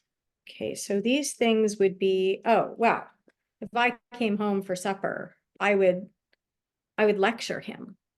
Oh, yeah, write lecture down. I would lecture him. After I lectured him, I would take Michael and I would stomp out of the house, slamming the door. Yeah. Get angry. Yeah, and then when I came home later, the next day, actually, he'd get the silent treatment the next day. Ah, silent treatment. Yeah, I probably wouldn't talk to him for the whole next day. I'd be so mad at him. And he would try to talk to me and I would put my hand up and go, no, I don't want to hear from you. Yeah, totally understandable. Yeah. Yeah. Okay. And we'd do a very exhaustive list, but for the purpose of time. The other thing I do sometimes too is, he calls me to go bring him home more beer at the end of the night when I'm out. And sometimes I'll just get it for him just to shut him up because I just can't sleep. Yeah. Write down, get him more beer. I would just get him more beer sometimes too. Okay. I'm so exhausted. I can't do it anymore. Yeah, it's exhausting. And of all the things you list down, lecture, get angry, silent treatment, get him more beer, which one of those, have any of those been effective? Have any of those been slightly effective or really effective? Well, he really hates the silent treatment. Sometimes he'll be sorry for a day or two and I'll notice a reduction in his drinking when he knows I'm really mad at him. But he always slips back into it as soon as I stop being mad. So a little impact from the silent treatment. Yeah, he really does not like it when we withdraw from him. Oh, withdraw. Excellent. So let's write down withdraw from him. So yeah, awesome. And this is, it has any impact from the lecture or getting angry? No, I mean, sometimes we just end up, like I come home and, he comes and he says, I'm sorry, I'm such a terrible father. I'm sorry, I'm such a terrible grandfather. And then he just kind of like gets all down and sorry for himself. And that actually tends to drive more drinking when he's feeling really shameful and really isolated. And he is really hard on himself. God love him. Yeah. I know that he's struggling. It just infuriates me. Yeah, of course. Um, Totally makes sense. I'm wondering if what we're going to do in reverse is just pay attention to all the stuff that we tried. And I'm just going to get you to like, we're going to put silent treatment on the shelf for a little bit because we will tweak it a bit around. We're just going to change it so it's more structured. Because a lot of times we're doing stuff that look a lot like the stuff we're doing in this, but it's the structure and the timing and the sequencing with the positive communication that we use. So withdrawing your guys' attention is actually a really potent timeout as giving your attention. But let's try not to do the silent treatment. We'll do it like far more intentionally. So the goal here is just to catch yourself doing any one of these, and they're all reflex and they're all normal and they're all gut instinct based. But we want to catch ourselves doing these, and then we just want to back out. We want to reverse out and not do them because they're not having the effect you want. We want to invest our energy in the stuff that's going to have the best chance to have an impact on your father's drinking. And when you come out of this, I want you to reward yourself with some self-care. And then I want you to invest that energy back into yourself. So we're going to go to our self-care list and we're going to pick 1 or 2 items from that. Does that make sense? I'm going to add a massage to my self-care list. I love that. And yeah, giving myself permission to like, sometimes if I know he's drinking, I just stay around watching him all night just to make Yeah. sure, Excellent.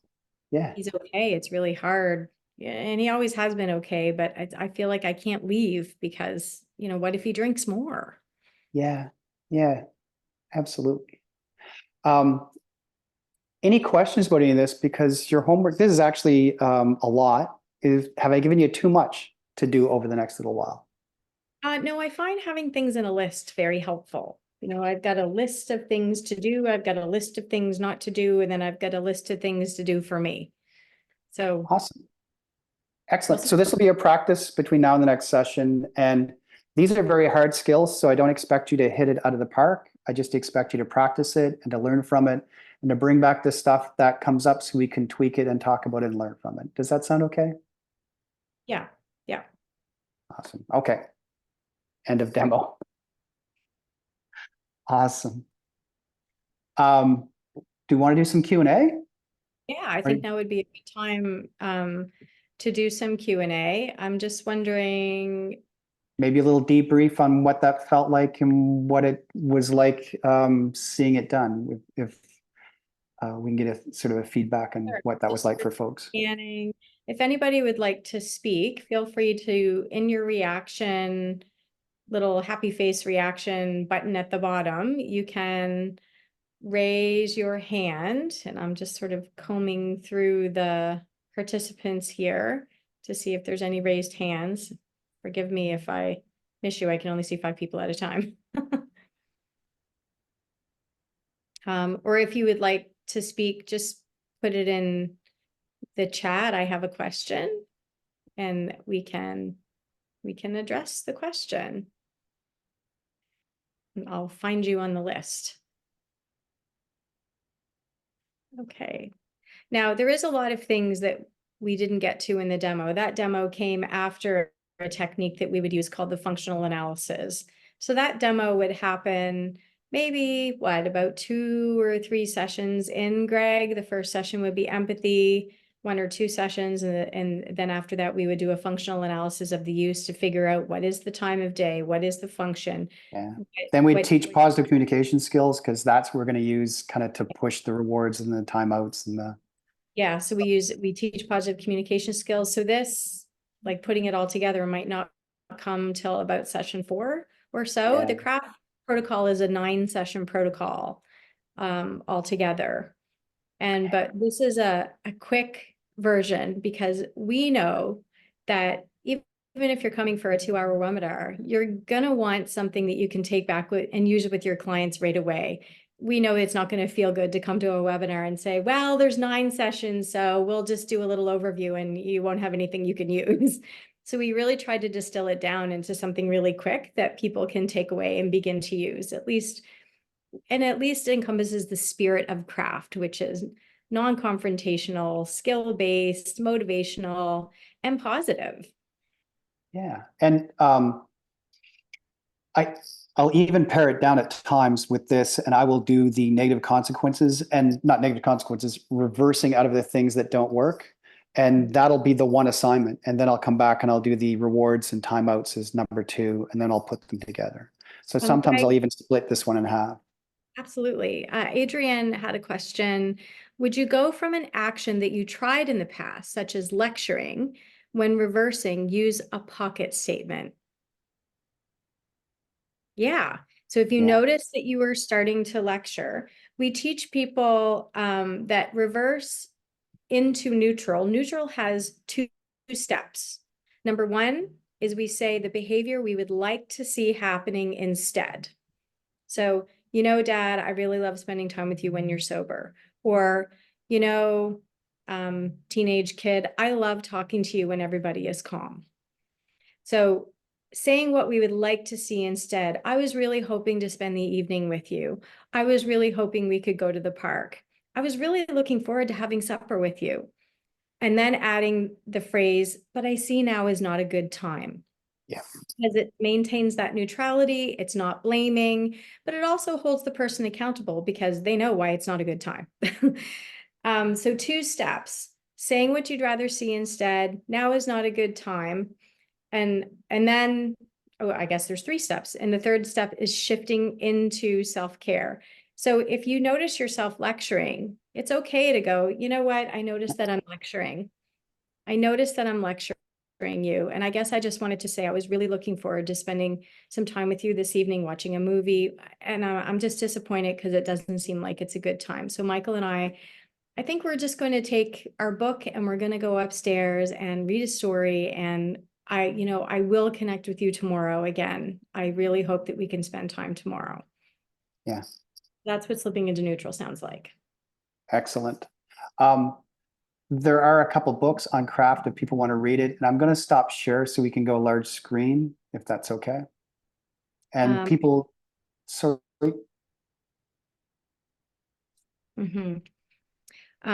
So someone is asking, how can we use this approach with adolescents if the IP is an adult and there's a power imbalance where adolescents might not be permitted to engage in these response changes by the IP or other family members? Very, very good point, Susan. When I learned the craft approach, I was actually the adolescent therapist in our agency, and I had the same question. And when we look at the elements of craft, the important thing for the adolescent to know is probably the most important thing for the adolescent to know is that the drinking or the using is not their fault. And it is not something that they can cure. It's those old, you can't cure it, you can't control it. But teaching self-care and boundaries to adolescents, might be sort of massaging the techniques to notice, notice when you're a parent that's not drinking, notice when they're sober, and teaching them some positive things that they could do with their parent. Because a lot of parents do like to spend time with their kids doing things. So the adolescent could even say like, hey, Mom, can I tell you about my day at school? Hey, how was work today? The adolescent might engage in like a type of humor that the parent likes. And then when their parent is drinking, teaching an adolescent to stop attempts at controlling it and slip into neutral. And if it's not safe for the adolescent, and this also holds as well, that one thing that we didn't go over today that we usually do go over is interpersonal violence precautions, because setting boundaries is not safe in all families. And if it's not safe for an adolescent to set the boundary with a family, then certainly we would not verbally link that together. We would just encourage the adolescent to slip into neutral without verbally linking it. I'm just saying like, oh, hey, Mom, hey, Dad, I'm going to go over to Jeremy's house or whatever it is. But safety is also really important. And you're right. And during the assessment phase, one of the things we're going to check for is interpersonal violence, partner violence. And because the mechanism we're using for the rewards most typically is relational, we're going to be playing with a very delicate ecosystem. And if there's a chance for violence or if safety is an issue, that's what takes priority. That's what trumps it. And we put the protocol on hold to address the safety issues. Absolutely. Also it's also very helpful, for the adolescent to learn that the preaching, the nagging, the lecturing, the silent treatment, the punishment is not helpful to the relationship, but simply leaning in when the parent is sober and shifting to neutral when they're not, and cutting off the negative controlling behavior, because adolescents will go around trying to pour out the alcohol and hide the money and have all of that control over the parent's behavior. And it's a really good and healthy thing to teach the adolescents that's not their responsibility. Diane Someone had a great says, question, Tammy. yeah, if She you say said, it's not a good time and he debates you, what would you say? Is there a version of this approach that works with both the father and the daughter together? So if if I make teaching this statement family, that I'm withdrawing myself, then I ensure that I withdraw myself. I just stay calm and cool. Now is not a good time to talk, and they try to debate. I'm just going to what do keep you back. mean now's not a good time to talk? What are Yeah, you saying? Yeah. now is not a good time to talk. I'll talk to you tomorrow. Because what they want is the attention, and I'm actually making an ultimatum and not following up with it if I don't back out of the situation. So they're struggling to get the reinforcer or the reward, which is engagement. And we know from behavioral psychology or behavioral research that there's almost always a burst of behavior when we start to apply new rewards, reinforcers, and times out. So we're doing timeout. We expect a burst in behavior. So that's a great question, Tyann, and it's probably more to be expected than not. And we also teach our CSOs the difference between a request and a boundary. And a request is something that you don't have any control over, like I need you to stop drinking. And a boundary is something that you always have 100% control over, and you don't need the drinker's participation in order to implement. So a boundary is always 100% control over your own behavior if it is safe to do so. So we would always encourage people to use, a firm statement, a statement of reconnection, and then sometimes you have to leave the person in a very dissatisfied state when you withdraw yourself, as long as it's safe to do so. And that's a part of the natural consequences, is they are going to be upset and they are going to have to sit with their feelings of you withdrawing, and you're not responsible for their feelings. Yeah. And Tyann's other question was, and that's a great answer, Tammy. Is there a version that works both on the father and the daughter? And actually, they've done craft with different loved ones, and the best outcomes are when it's a parent or grandparent and a child, one of their children that is impacted by drugs or alcohol, has the most impact. I'm trying to think of what the second was. I don't know what the second one, probably straight on spouse, but when it's a child, that is like the most important. Oh, and when I say spouse, I mean when the wife is the CSO and the husband is the identified patient.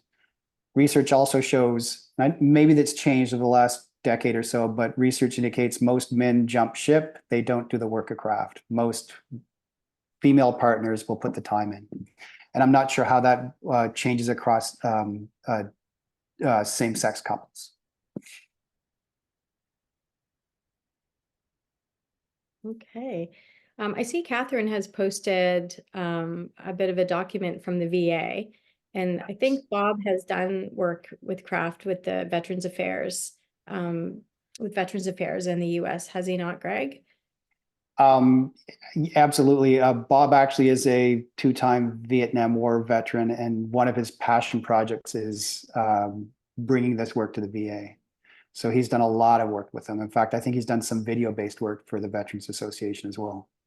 There's also a really great resource. I'm going to see if I can make sure, I'm going to look it up before I type it in the chat, but it's out of Jeff Foote's Center for Motivation and Change in New York City.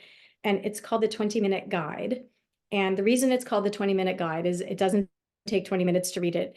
The 20-minute guide is designed that if you implement the craft skills for 20 minutes a day, and you focus on your loved one's substance using the skills for 20 minutes a day, that's the interaction that has been shown to be effective, that you have to have access to your loved one for at least 20 minutes a day. Yeah, So, absolutely. okay, I'm going to type it in because it's the Yeah. 20, the number 20. And they say 20 minutes a day, and for the evidence behind craft, it's at least 3 days a week. Yeah, so this becomes a lot more difficult to implement for sure if the person is living at a distance and doesn't have access to their loved one on a day-to-day basis. Yeah. I think Jeff Wood is now charging a nominal fee for a download, like $5. So I don't think it's free anymore, but I think it's very low priced. Yeah. The information online just to read is free, but there is a paper copy and there's a download that you can get. Very good. Another question: can this be used for unwanted behavior, for any unwanted behavior? Yeah, there's a great compilation of all the studies they've done on stuff other than substance-based addictions in the Archer meta-analysis or summary paper that I included in the slides on research.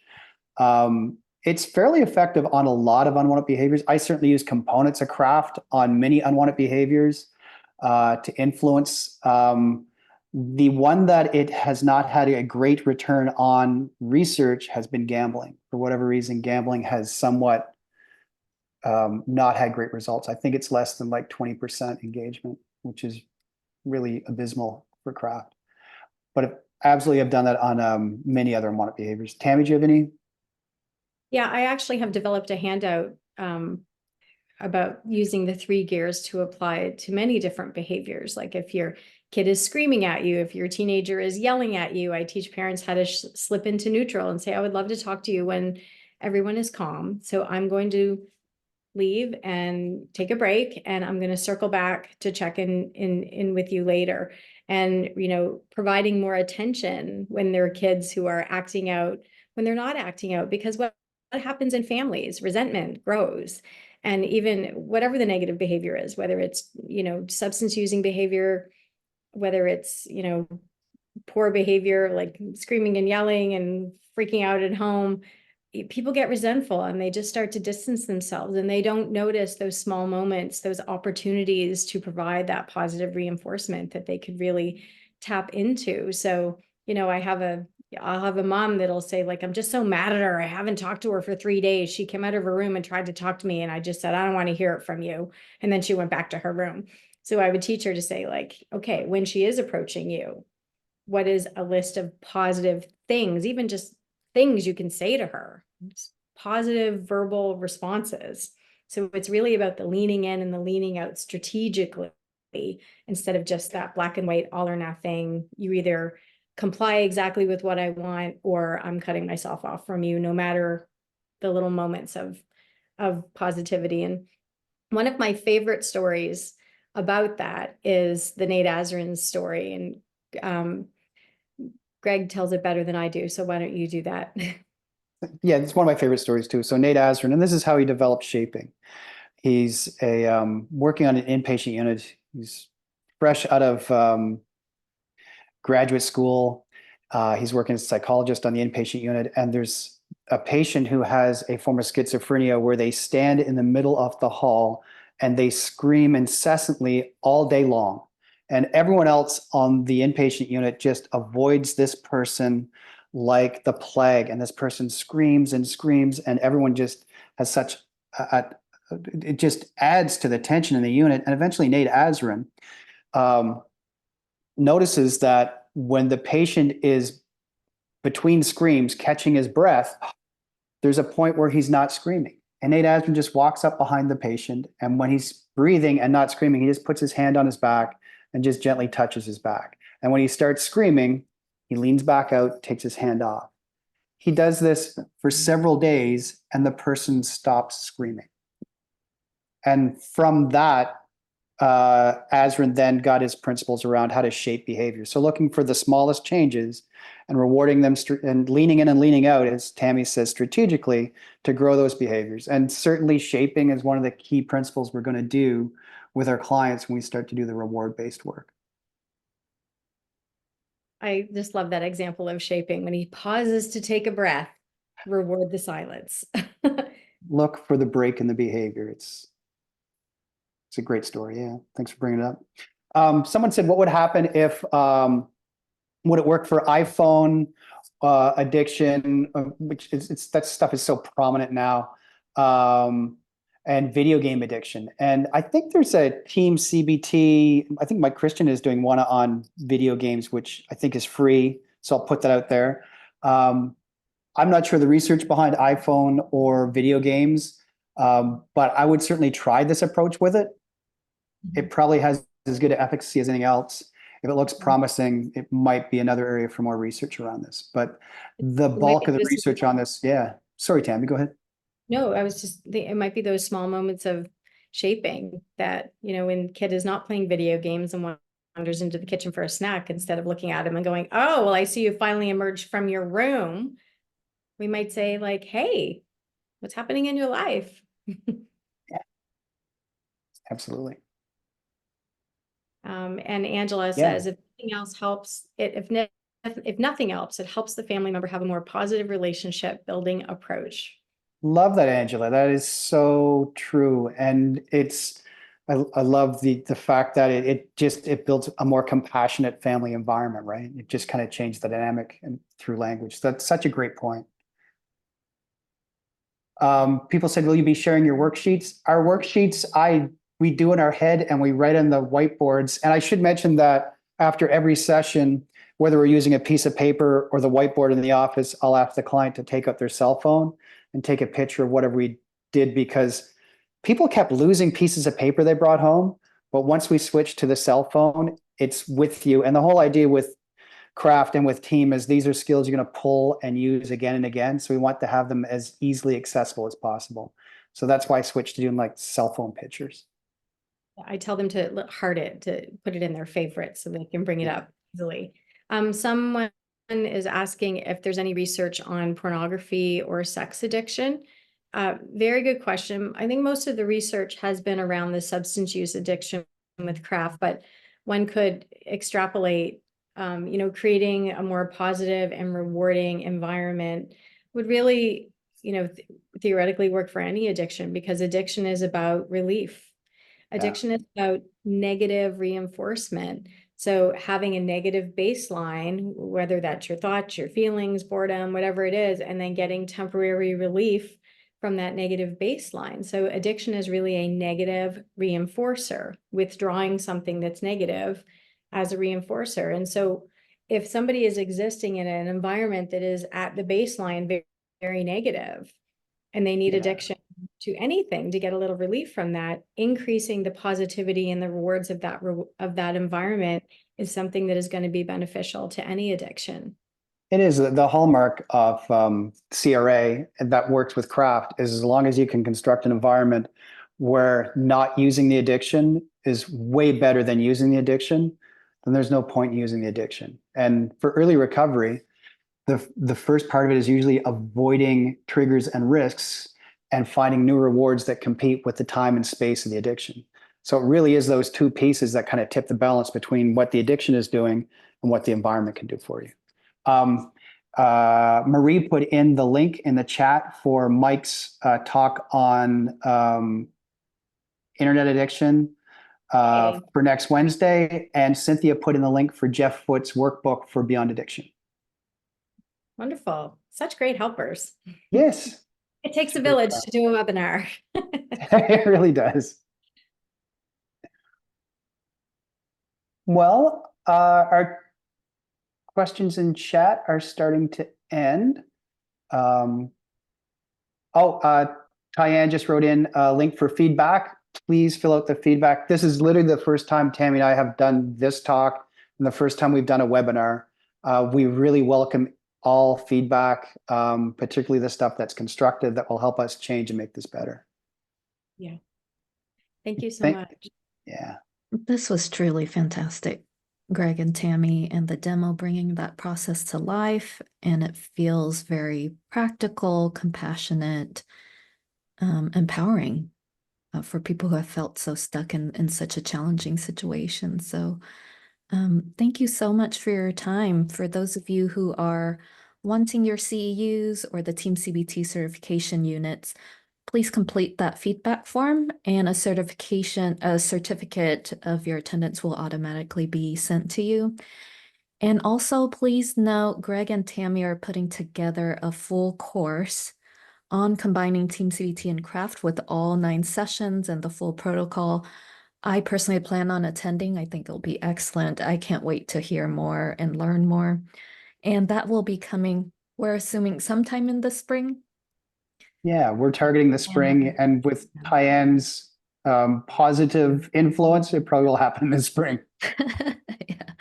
Lighting the fire underneath it, because it's like more people need to know about this, and having the full, I mean, just a snippet of it was wonderful. And so just really wanting to learn a lot more about the whole course. So I'm seeing several people in the chat are already sharing that they're really interested, definitely interested in the full course and have loved it. So thank you so much to Greg and Tammy for bringing this to us for free, Thank you. for your time. And thank you everyone for attending as well.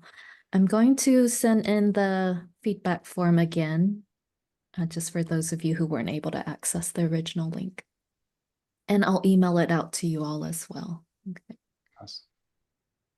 Okay, Thanks. we have roughly 5 minutes left. Any last burning questions before we bring it to a close today?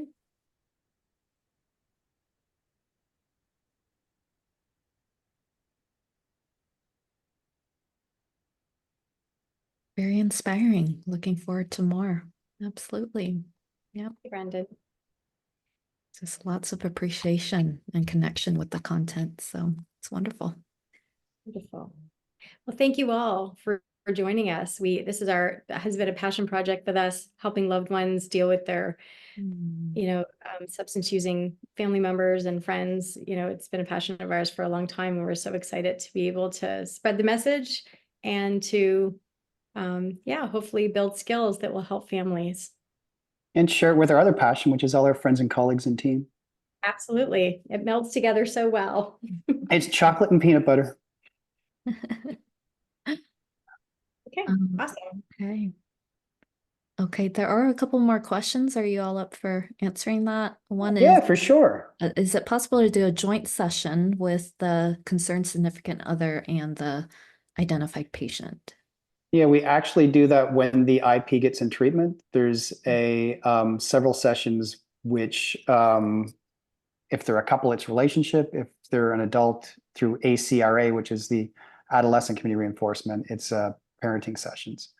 And they do that because research shows there's like 2 things that are the best predictors of good outcomes in treatment from addiction. One is meaningful family involvement, and the other is meaningful work involvement. So they really work on vocational rehab and training, and they also really work on, there's about 2 to 3 sessions where they really work on communication and negotiating for needs and kind of rebuilding relationships, because addictions really deteriorate relationships. So rebuilding that is such an essential part of recovery in the main treatment plan for the IP, for the loved one who has the addiction. So hard not to say IP. I'm so used to that lingo now. Yeah. Cynthia has asked if any suggestions on working with a person who is stuck in the enabling pattern. And as Greg alluded to, before, when we work with family members to allow natural consequences, enabling is really about anxiety, about allowing natural consequences. And it's just being really real as well, that sometimes the natural consequences for the person with the substance using problem are also natural consequences for the family. So we are really respectful of families when we say, look, if your kid is out drinking at 2:00 in the morning and calls you for a drive home from the party, we're not going to say, well, you just have to let them find their own drive home from the party. Because if safety is an issue, that's not a consequence you want to allow.